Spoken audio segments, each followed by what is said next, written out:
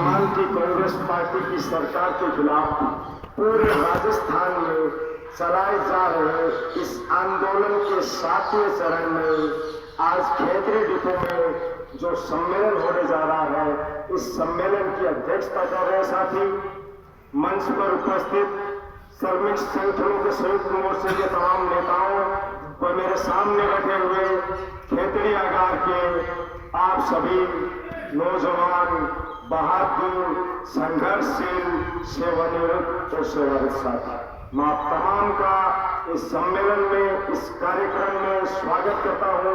आपको इनकलाबी सलाम पेश करता हूं। साथियों, जैसा कि आपको मालूम है, राजस्थान रोडवेज के हालात वर्तमान में काफी खराब है और ये कोई एक दिन में नहीं हुआ है, एक महीने में नहीं हुआ है, एक साल में नहीं हुआ है। लेकिन 2013 दिसंबर जब राजस्थान में भारतीय जनता पार्टी की सरकार आई और उन्होंने 3 जनवरी 2014 को जो यातायात समीक्षा बैठक के नाम से जो बैठक की, उसमें उन्होंने 2 फैसले किए। पहला फैसला था कि राजस्थान रोडवेज के जो राष्ट्रीयकृत राजमार्ग थे, जिनकी संख्या 476 थी, उन्हें राष्ट्रीयकृत कर दिया। अभी राष्ट्रीयकृत का क्या मतलब होता है? राष्ट्रीयकृत का मतलब ये था कि उन रूटों पे किसी भी निजी वाहन को आरटीओ कोई परमिट जारी नहीं करेगा। उन रूटों पे हमारा एक अधिकार था, उसे खत्म किया। दूसरा फैसला उन्होंने किया कि राजस्थान रोडवेज के बस स्टैंड को निजी हाथों में सौंपने के लिए राजस्थान रोडवेज बस अड्डा प्राधिकरण नाम से एक योजना वो लेके आया। उसके बाद हमने मई 2014 से लगातार प्रदर्शन किए, आंदोलन किए और मई में हमने आंदोलनों की शुरुआत की। आपको मालूम होगा कि वसुंधरा जी ने जुलाई 2014 में बजट में घोषणाएं की। बजट मार्च में जारी किया जाता है, लेकिन वो बजट जुलाई में जारी हो रहा है। बजट में राजस्थान रोडवेज के लिए कोई घोषणा उन्होंने नहीं की थी। ये दोनों जो उन्होंने यातायात समीक्षा बैठक में उन्होंने जो 2 चीजें रखी थी, उन्हें लागू करवाने का प्रयास किया था, उन बातों को उन्होंने बजट में भी कहा। तो हमने संघर्ष किया कि भैया ऐसा नहीं चलने देंगे हम, क्योंकि हमें मालूम था कि एक तरीके से रोडवेज के रूटों पे इन्होंने प्राइवेट बस को परमिट जारी किए हैं, तो रोडवेज को एक तरीके से वैसे बर्बाद करेंगे रूट पे। दूसरा, हमारी जो बेशकीमती जमीन है उसे निजी हाथों में सौंपने के लिए बस अड्डा प्राधिकरण लाए हैं। हमने विरोध किया उनका। अब विरोध में ये हुआ कि हम जो हमारे राष्ट्रीयकृत राजमार्ग थे, उन्हें तो जो अराष्ट्रीयकृत उन्होंने कर दिए थे, उन्हें तो राष्ट्रीयकृत नहीं करवा पाए। आज वर्तमान में ये स्थिति है कि राजस्थान रोडवेज के पास एक भी मार्ग राष्ट्रीयकृत नहीं है। एक भी ऐसा मार्ग नहीं है जिसमें केवल और केवल रोडवेज का एक अधिकार है। ये फैसला तो हम वापस नहीं करवा पाए, लेकिन हम कामयाब हुए। बस अड्डा प्राधिकरण आज तक लागू नहीं हुआ। ये हमारी एक बहुत बड़ी कामयाबी है। फिर क्या हुआ? फिर आप आइए 24 नवंबर 2015। 24 नवंबर 2015 वो दिन था जब वसुंधरा राजे जी ने घोषणा की कि राजस्थान रोडवेज के बस स्टैंड से लोक परिवहन की बसों को चलाएंगे। हमने विरोध किया। 2016 आ गया, वो नहीं चलवा पाए। फिर उन्होंने एक तारीख निश्चय की, एक डेडलाइन की घोषणा की कि 6 अक्टूबर 2016 को सिंधी कैंप से पहली लोक परिवहन बस अंदर घुसेगी और उसका संचालन होगा। लेकिन हमारा संघर्ष था, हमारा मजबूत संघर्ष था कि हमने लोक परिवहन की बसों को सिंधी कैंप के बस स्टैंड में नहीं घुसने दिया। ये हमारी दूसरी कामयाबी थी। बहुत बड़ी कामयाबी है ये। बहुत से लोग भ्रमित करते हैं कि आपने क्या कर लिया। उनको बताइए कि हमने बस अड्डा प्राधिकरण को लागू नहीं होने दिया, हमने लोक परिवहन को बस अड्डों से संचालित नहीं होने दिया। क्योंकि अगर लोक परिवहन बस अड्डों में घुस जाती तो आज ये सम्मेलन हम नहीं करते साथियों। रोडवेज बर्बाद हो चुकी। वो आदेश तो निकले थे, वो तो निरस्त नहीं हुए। तो उन्होंने 24 नवंबर 2015 को निकाले थे, वो निरस्त हुए साथियों 23 नवंबर 2016।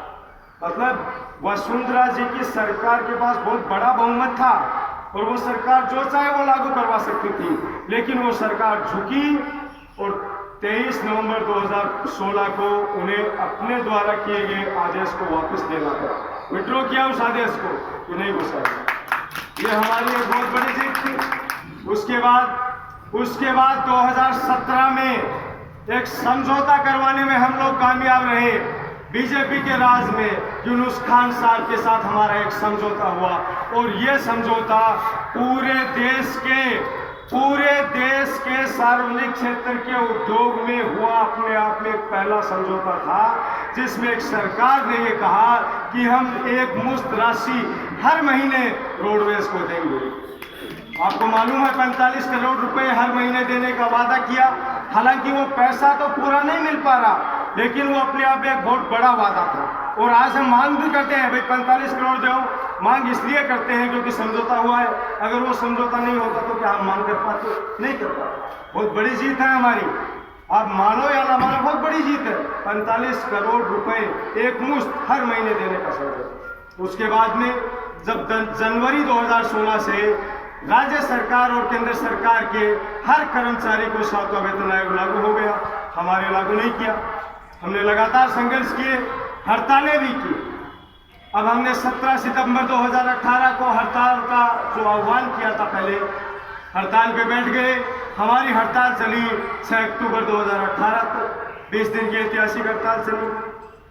आपने सबने भी हड़ताल की, हड़ताल कामयाब रही है। हड़ताल खत्म होने से 2 दिन पहले 4 अक्टूबर 2018 को उस समय के प्रदेश कांग्रेस कमेटी के अध्यक्ष श्रीमान सचिन पायलट साहब और उस समय जयपुर कांग्रेस के अध्यक्ष श्रीमान प्रताप सिंह जी खाचरियावास और सचिन पायलट, ये दोनों आए। मंच पे उन्होंने वादा किया, सिंधी के बस स्टैंड पे हमारे हड़ताली कर्मचारी बैठे हुए थे। उस मंच से उन्होंने वादा किया कि अगर हमारी सरकार बनती है तो राजस्थान के रोडवेज के कर्मचारियों की जायज मांगों का हम समाधान करेंगे। न केवल वादा उन्होंने मौखिक किया, बल्कि 2018 में कांग्रेस पार्टी ने जो घोषणा पत्र जारी किया था, अपना मैनिफेस्टो, उसमें उन्होंने साफ साफ लिखा, पेज नंबर 18 के point number 9, point number 10, point number 11 पे साफ साफ लिखा कि अगर हमारी सरकार बनेगी तो राजस्थान रोडवेज के कर्मचारियों की समस्याओं का समाधान करेंगे, राजस्थान रोडवेज को यथावत चालू रखा जाएगा, राजस्थान रोडवेज का विस्तार किया जाएगा। लेकिन बड़े दुख की बात है कि एक भी वादा जो उन्होंने न केवल कहा बल्कि लिखा भी, वो पूरा नहीं हुआ। तो हम क्या करते? क्या हम चुप बैठ जाते? बिल्कुल संभव ही नहीं था, हम चुप नहीं बैठे। बहुत से लोग कहते हैं श्रमिक संगठनों के संयुक्त मोर्चे के नेताओं की कोई सेटिंग हो गई है कांग्रेस से, वो आंदोलन नहीं कर। तो ऐसे लोग अगर आपको भी आपके डिप्टी स्तर पे भी कहते हैं तो उनको आप बताइए कि सरकार के बनने के बाद में जो उप मुख्यमंत्री बने थे सचिन पायलट साहब, उनके विधानसभा क्षेत्र टोंक में हम गए, हजारों की संख्या में हम गए और वहाँ रैली की। क्या आप में से भी बहुत से लोग गए होंगे? हमने रैली की। मतलब एक उप मुख्यमंत्री के विधानसभा क्षेत्र में जाकर रैली करना कोई छोटी बात थोड़ी है। और सरकार को बने हुए थे 6 महीने हुए थे, लेकिन हमने रैली की। उसके बाद में 2 साल हमारे खराब हो गए इस कोरोना के चक्कर में। ईमानदारी से हम मानते हैं, इस बात को स्वीकार करते हैं, हमारी भी गलती रह गई होगी कि हम उस समय संघर्ष नहीं कर पाए क्योंकि स्थितियाँ दूसरी।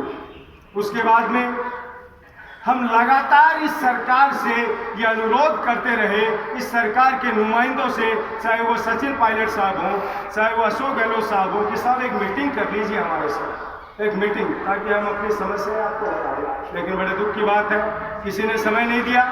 प्रताप सिंह जी के साथ बातचीत होती रहती है, उनसे कहते हैं वो समय देते हैं, लेकिन मुख्यमंत्री साहब ने समय नहीं दिया। और पायलट साहब जो लोग 1-1.5 साल मुख्यमंत्री रहे, उन्होंने भी समय नहीं दिया। पायलट साहब का तो इतना नकारात्मक रवैया हमारे प्रति था कि जो हमारा रिटायर्ड एसोसिएशन है, उसके जो महासचिव हरगोविंद जी, उन्होंने पर्सनली उनके पर्सनल नंबर पर बार बार फोन किया, 1-2 बार उठाया, फिर उठाना बंद कर दिया। तो जयपुर में एक दिन जन सुनवाई चल रही थी, हरगोविंद जी 1-2 साथी को लेकर जन सुनवाई में पहुंच गए। ऐसे ही कुर्सियां लगी हुई थी, पायलट साहब बैठे हुए थे, वो उठ के हर व्यक्ति के पास कुर्सी पे जाकर समस्या पूछ रहे। जैसे ही वो हरगोविंद जी के पास गए, हरगोविंद जी ने हाथ जोड़ के उनसे कहा कि सर हम रोडवेज के कर्मचारी हैं, आपने कुछ वादे किए थे जब आप विपक्ष में थे, उनको पूरा कीजिए। तो मतलब उन्होंने आँख पल के ऊपर नहीं की, उनकी तरफ देखा भी नहीं। इस घमंड में चूर थे सचिन पायलट साहब। बोले ठीक है कर देंगे, लेकिन नहीं किया। अब कितने का आश्वासन इनके लिए, कितना किन पे भरोसा करें इनकी बातों को। हमने 20 जुलाई 2021 को संयुक्त मोर्चे के नेताओं ने मिल बैठ के इस आंदोलन की रूपरेखा तय कि भाई बातों से काम नहीं चलेगा, इस सरकार के खिलाफ आंदोलन करना पड़ेगा। और उसी आंदोलन के चरण में 7वां चरण आज चल रहा है। बीकानेर रीजन के पूरे दौरे समाप्त हो चुके हैं। सीकर रीजन का ये लास्ट दौरा है सर, और ये एक तरीके से लास्ट दौरा है। ये आज 7वां चरण का सीकर रीजन के दौरे खत्म हो जाएंगे। उसके बाद में क्या होगा? उसके बाद में 5 अक्टूबर 2021 को, अगले महीने की 5 तारीख को जयपुर में एक ऐतिहासिक रैली हो। हम उम्मीद करते हैं खेतड़ी आगार के कर्मचारियों से कि आप जितना हो सके उतनी संख्या में जयपुर पहुंचोगे और उस रैली को सफल बनाओगे।